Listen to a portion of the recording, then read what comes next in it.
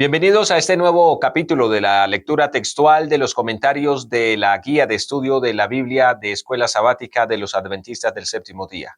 Soy Carlos Alberto Polo López y vamos a estudiar el capítulo número 7 titulado El problema del mal. Bienvenidos.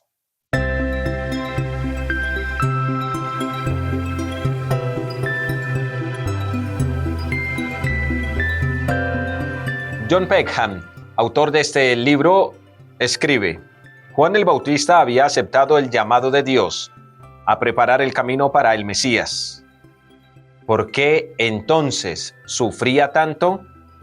Jesús mismo declaró de Juan que entre los nacidos de mujer no hay mayor profeta que Juan el Bautista, como está escrito en Lucas capítulo 7, versículo 28. Sin embargo, Juan languidecía en la cárcel con más preguntas que respuestas. Finalmente, Juan fue asesinado. Parecía que el mal había triunfado. ¿Por qué? ¿Por qué sufren las personas buenas? Si Dios nos ama tan profundamente como dice, ¿por qué permite que las personas sufran tanto? ¿Por qué existe el mal en este mundo? Más aún, ¿por qué el mal parece reinar? Esas preguntas están relacionadas con el problema del mal. Si Dios es bueno y todopoderoso, ¿por qué existe tanto mal en el mundo? ¿Por qué, Señor? Analizamos el problema del mal en las Escrituras a partir de ese instante. Job sufrió inmerecidamente al igual que Juan el Bautista. En rápida sucesión le sustrajeron sus bueyes y sus asnos, varios de sus siervos fueron asesinados por malhechores, sus ovejas y otros de sus siervos murieron en un incendio, y otros maleantes se apoderaron de sus camellos, asimismo mataron a otros de sus siervos. Lo peor de todo esto que le pasó a Job fue que los hijos de él murieron repentinamente cuando vino un gran viento e hizo que el lugar donde estaban se derrumbara sobre ellos. El relato está escrito en Job capítulo 1, versículos 13 al 19. Poco después, el propio Job se vio aquejado de una enfermedad muy dolorosa. Su sufrimiento fue tal que su mujer lo animó a maldecir a Dios y a morir, como usted lo encuentra en Job capítulo 2, versículos 7 y 9. Pero Job se negó a pecar contra Dios. Y eso lo lees en Job capítulo 1, versículos 22 y capítulo 2, versículo 10. No obstante, Job hizo preguntas muy profundas. Cuestionó la justicia de Dios en medio de su gran sufrimiento. Puedes encontrar un ejemplo de esto en Job capítulo 9, versículo 24. E incluso Job maldijo el día de su nacimiento, en el capítulo 3, versículo 1. Te has vuelto cruel conmigo, me atacas con el poder de tu mano, clamó Job en el capítulo 30, versículo 21. Sin embargo, como veremos, la crueldad provenía de otro, el enemigo de Dios, conocido como el diablo, y no precisamente de Dios. Había en la experiencia de Job mucho más de lo que él podía ver. Dios no consideró a Job culpable de maldad por sus preguntas. Finalmente, Dios le dio una respuesta, aunque no del tipo que Job hubiera esperado, como veremos más adelante. Muchos otros pasajes de la Escritura también plantean serias dudas acerca de la justicia de Dios. Por ejemplo, Malaquías capítulo 2, versículo 17, que dice: ¿Dónde está el Dios de justicia? El Salmo 10, versículo 1, que pregunta: Señor, ¿por qué estás lejos y te escondes en el tiempo de angustia? Salmo 94, versículo 3, que cuestiona: ¿hasta cuándo, Señor, se gozarán los impíos? Habacuc, capítulo 1, versículo 13, donde también cuestionan a Dios diciendo: ¿por qué ves a los pérfidos y callas cuando el impío destruye al más justo que él? En Jeremías capítulo 12, versículo 1, el profeta también cuestionó: ¿por qué prosperan los impíos y les va bien a los desleales? En Jeremías capítulo 5, versículo 19, este profeta también cuestionó a Dios preguntando: ¿por qué el Señor nuestro Dios hizo todas estas cosas con nosotros? Luego en Jeremías capítulo 13, versículo 22, también hay una pregunta que dice, ¿por qué me ha venido esto? Son preguntas similares a las que usted y yo hacemos hoy en día. Incluso Jesús, la mayor víctima del sufrimiento inmerecido, preguntó, Dios mío, ¿por qué me has desamparado? Puedes leerlo en Marcos capítulo 15, versículo 34. Hay un siguiente tópico que el autor de estas lecciones plantea y que está titulado ¿El problema de Dios? ¿Cuál es el problema del mal en la filosofía y la teología? En su libro El problema de Dios, la incapacidad de la Biblia para responder nuestro más importante interrogante, ¿por qué sufrimos? El otrora cristiano Bart Ehrman describe cómo perdió la fe. Abro comillas. Ya no podía explicar cómo puede existir un Dios bueno y todopoderoso activamente involucrado en este mundo en vista de cómo están las cosas en este. Para muchos de sus habitantes, la vida es un foso de miseria y sufrimiento. Llegué a un punto en el que simplemente no podía creer que existiera un gobernante bondadoso y compasivo a cargo de ello. Cierro comillas. Bart Ehrman no es el único que piensa así. Seguramente usted se ha encontrado con personas que plantean lo mismo. Incluso, posiblemente usted mismo se ha hecho estos planteamientos. Elena de White describió este enorme problema en los siguientes términos. Abro comillas. Para muchos, el origen del pecado y el porqué de su existencia es causa de gran perplejidad. Y esto precisamente porque ven la obra del mal con sus terribles resultados de dolor y desolación. Y se preguntan, ¿cómo puede existir todo eso bajo la soberanía de aquel cuya sabiduría, poder y amor son infinitos? Es esto un misterio que no pueden explicarse, y su incertidumbre y sus dudas los dejan ciegos ante las verdades plenamente reveladas en la palabra de Dios y esenciales para la salvación. Cierro comillas. Muchos han argumentado que si existiera un Dios todopoderoso u omnipotente, omnisciente y totalmente bondadoso, no existiera el mal en el mundo. En el caso de que fuera omnisciente y todopoderoso, Dios conocería todos los males y tendría el poder de evitarlos. Si fuera totalmente bondadoso, querría hacerlo. De acuerdo con este planteo, muchos sostienen que el mal demuestra que tal Dios no existe. Esto se conoce como el problema lógico del mal. Como dijo David Hume, el escéptico del siglo XVIII, abro comillas, las viejas preguntas de Epicuro están todavía sin respuestas. ¿Es que Dios quiere evitar el mal y es incapaz de hacerlo? Entonces, ¿es que es impotente? ¿Es que puede pero no quiere? En ese caso, Dios es malévolo. ¿Es que quiere y puede? Entonces, ¿de dónde proviene el mal? Cierro comillas. Sin embargo, hay muchas formas de responder eficazmente a este problema lógico. Por ejemplo, la defensa del libre albedrío, que se presenta más adelante en este estudio. Algunos han pasado del problema o planteo lógico acerca del mal al problema o planteo basado en la evidencia del mal, según el cual el tipo y la cantidad de mal existente en este mundo hacen improbable que Dios exista. Ahora pasamos a otro tópico importante: resolver el problema, planteamientos problemáticos.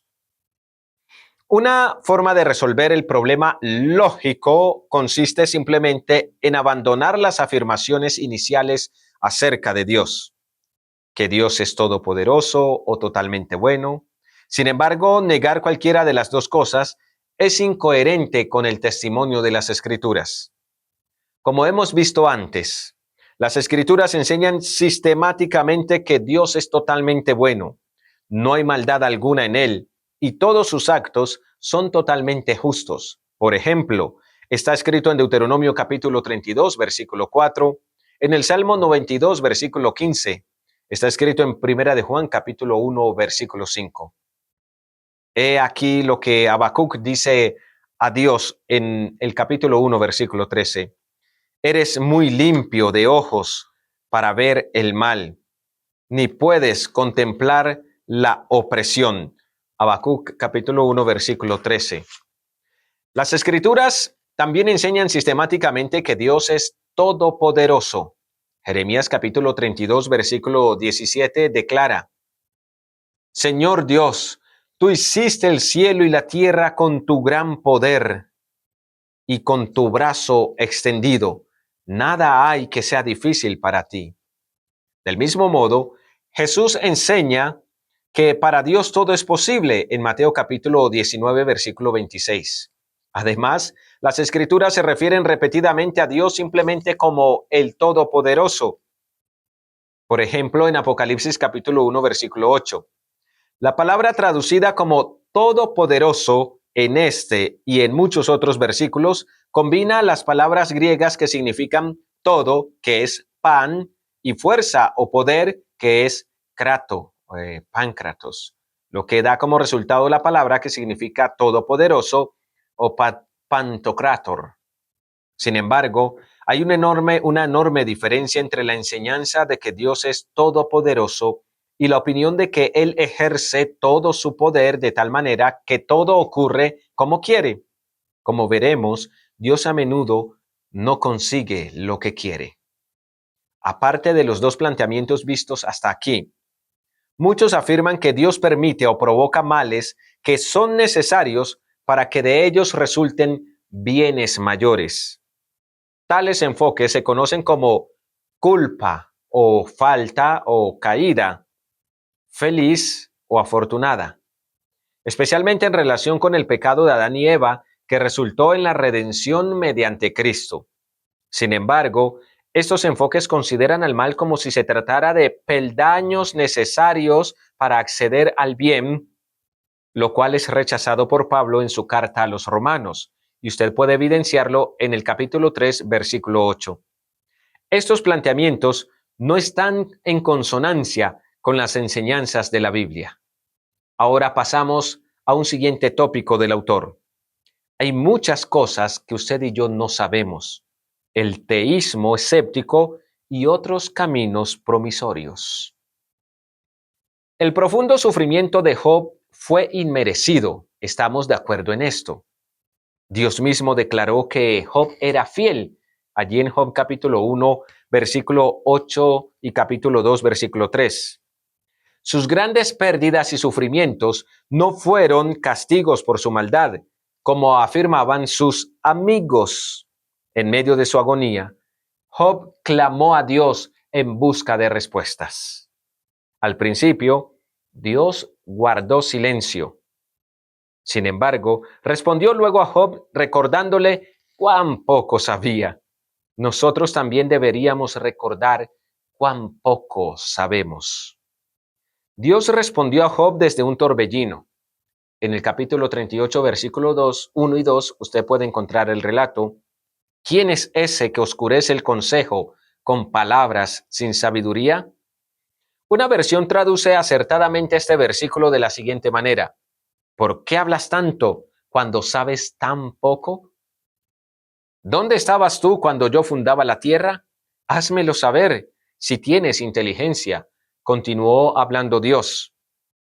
En respuesta, Job declara humildemente: es verdad, yo hablé de lo que no entendía, cosas tan maravillosas que no las puedo comprender.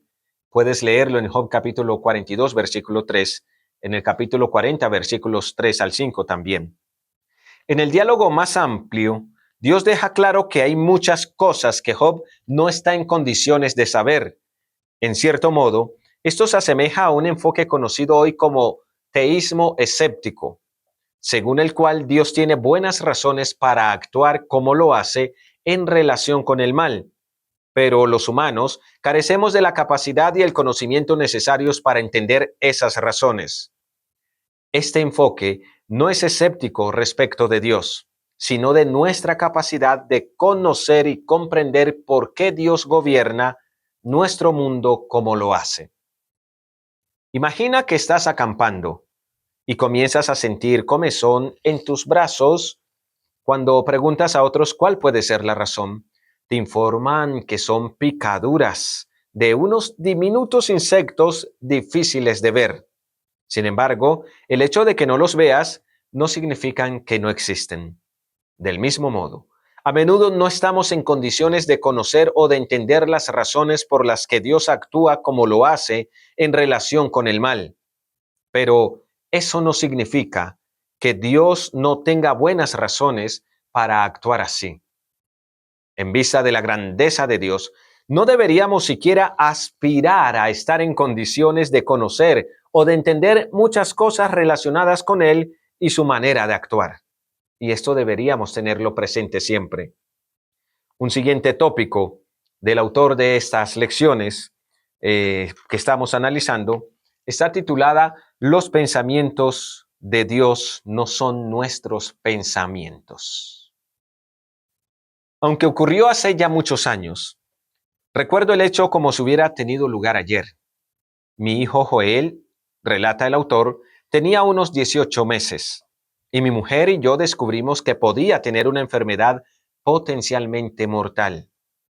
Para saber si necesitaba tratamiento inmediato, había que hacerle una extracción de sangre, pero Joel estaba alterado y agitaba sus brazos y sus piernas. Así que la enfermera nos pidió a mi esposa y a mí que lo sujetáramos y lo mantuviéramos tan quieto como fuera posible mientras ella le extraía la sangre. Nunca olvidaré cómo me miraba Joel. Aún no podía expresar sus sentimientos con palabras, pero podía ver las preguntas en sus ojos llenos de lágrimas. ¿Por qué me haces esto, papá? ¿Por qué no impides que me hagan daño? Y aquí yo recuerdo un suceso personal con mi niña Salomé. Nada de lo que le hubiera dicho en aquel momento, avanza el autor, le habría hecho entender por qué actuaba así. Parecía que le estaba haciendo daño, pero en realidad intentaba ayudarlo. Todo salió bien, pero nunca olvidaré la expresión de sus ojos. Así como mi hijo de 18 meses, avanza diciendo John Peckham, no estaba en condiciones de entender por qué yo lo sujetaba. A menudo nosotros no estamos en condiciones de entender por qué Dios no impide los males que creemos que debería impedir. Así como yo tenía buenas y amorosas razones para actuar como lo estaba haciendo, Dios siempre tiene buenas razones y perfectamente amorosas para lo que hace o deja de hacer, aunque normalmente no estamos en condiciones de saber con precisión cuáles son esas razones. Isaías capítulo 55, versículo 8 y 9 dice, porque mis pensamientos no son como los de ustedes, ni sus caminos son mis caminos, dice el Señor. Como es más alto el cielo que la tierra, así son mis caminos más altos que sus caminos, y mis pensamientos más que sus pensamientos. Independientemente de lo que digamos acerca del mal, debemos reconocer lo poco que sabemos al respecto. Qué profunda riqueza de la sabiduría y del conocimiento de Dios. Cuán insondables son sus juicios e inescrutables sus caminos. Está escrito en Romanos capítulo 11, versículo 33. En pocas palabras, hay muchas cosas que no conocemos. Por lo tanto, deberíamos abstenernos de especular, sobre todo en ausencia de revelación divina, ya que si hay algo que no necesitan ni desean quienes sufren intensamente, es que alguien intente explicarles por qué están sufriendo tanto. Tales explicaciones no suelen ser útiles y en algunos casos resultan incluso perjudiciales. Los amigos de Job empezaron de la manera correcta. Se sentaron con él en tierra durante 7 días y 7 noches, y ninguno le decía palabra alguna, porque veían que su dolor era muy grande. Job capítulo 2, versículo 13, así lo relata. Pero luego intentaron explicar por qué Job sufría, y de hecho aumentaron la agonía de Job. Más tarde, Dios los reprendió por no haber dicho lo justo acerca de él. En Job capítulo 42, versículo 7. Ellos no sabían lo que decían. Cuando se trata de saber con exactitud ¿por qué está ocurriendo algo malo? Normalmente, tampoco nosotros sabemos de qué estamos hablando y deberíamos tener esto en cuenta antes de hablar, sobre todo en presencia de alguien que está sufriendo. A menudo es mucho mejor permanecer en silencio y expresar compasión de maneras significativas y prácticas. Reconocer cuán poco sabemos y cuánto ignoramos debería hacernos cautos al dirigirnos a quienes sufren y recordarnos que el hecho de no conocer las razones que Dios tiene para actuar como lo hace no significa que no tenga buenas razones para ello. En vista de esto, aún en ausencia de cualquier explicación acerca de por qué existe tanto mal, no estaríamos justificados para concluir que Dios no es bueno o no existe. En lugar de eso, podríamos declarar con Job: yo hablé de lo que no entendía, cosas tan maravillosas que no las puedo comprender. Afortunadamente, concluye John Peckham, sin embargo, Dios ha revelado mucho más acerca de por qué hay tanta maldad en nuestro mundo. En los capítulos siguientes, veremos que el mal es el resultado del uso indebido del libre albedrío por parte de las criaturas dentro del contexto más abarcante de un conflicto cósmico entre el reino de Dios y un reino demoníaco de criaturas que se rebelaron contra él. Así que desde ya estoy invitándote para que no te pierdas los siguientes episodios de esta lectura textual, de los comentarios del estudio de la Biblia, de acuerdo a lo que escribió John Peckham, el amor y la justicia de Dios. Un abrazo grande. Recuerda suscribirte, activar el botón de las campanitas de notificaciones y poder seguir enterándote de más contenido que publicamos aquí en Polo Comunicaciones. Soy Carlos Alberto Polo y me alegra que hayas compartido este contenido con otras personas también. Un abrazo grande, nos vemos en el próximo video.